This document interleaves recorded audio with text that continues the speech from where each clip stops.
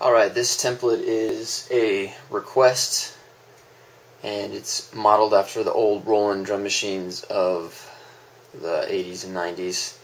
And the grid is in the user one bank, and the first two rows located here are the steps where you'd actually insert the steps. The third and fourth row are the visual metronome.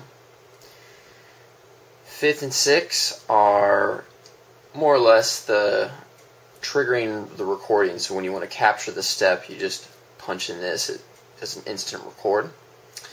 And seventh and eighth, last rows, are the actual instruments that you can scroll through and choose from.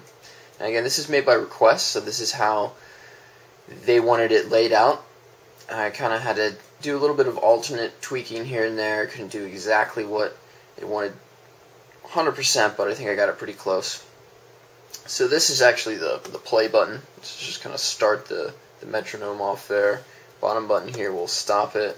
So again, this will start it. And I can insert my steps. And right now you don't hear anything because I don't have any instrument selected. When I want to select my instrument, it's all down here in the bottom rows, 7 and 8. Hear that? That's a kick, snare, clap, hi-hats, and these are all kind of 808, 909 sounds. You can put any sound you want in there. Again, I just modeled this after the old drum machines.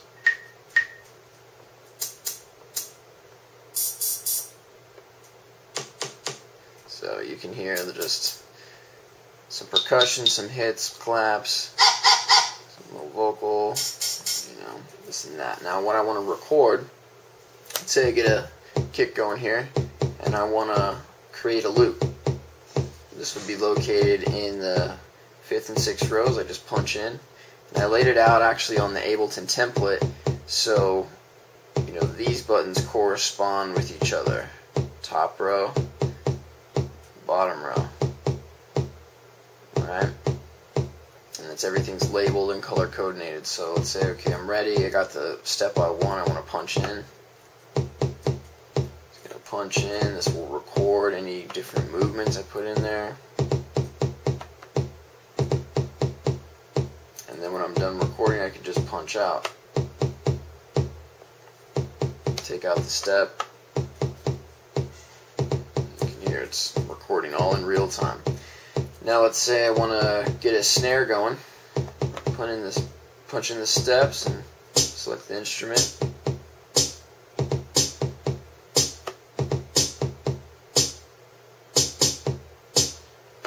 Punch in the record.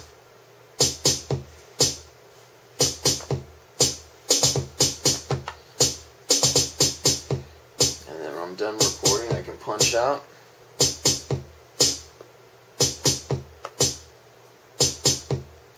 So forth. I can go literally right down the line here and keep selecting instruments and keep adding steps.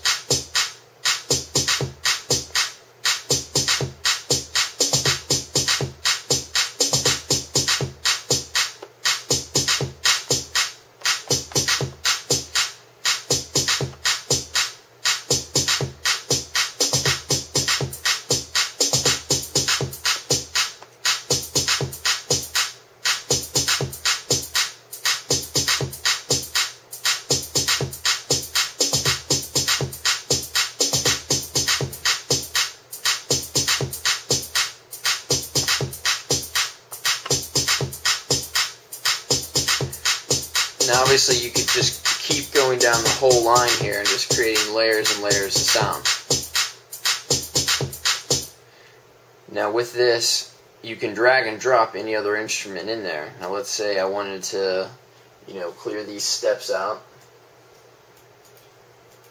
and go into my template here. Let's say I wanted to, instead of having a kick, maybe I want to throw in a third-party plugin like Massive. Throw that in there. And you can drag and drop whatever kind of suits your desires there. I'm just going to select something. Again, I don't know what the sound is going to sound like, but when I plug in this step now and select where the kick was, here it's like a synth sound. This is actually a third-party plugin, Massive. And I can then again record it.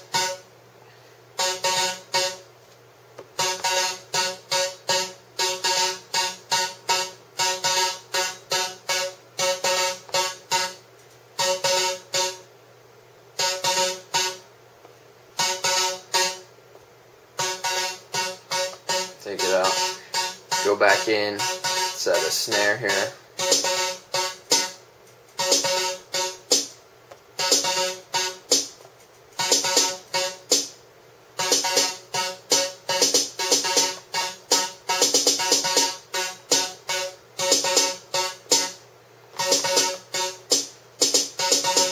So you want to add a different instrument, go over here.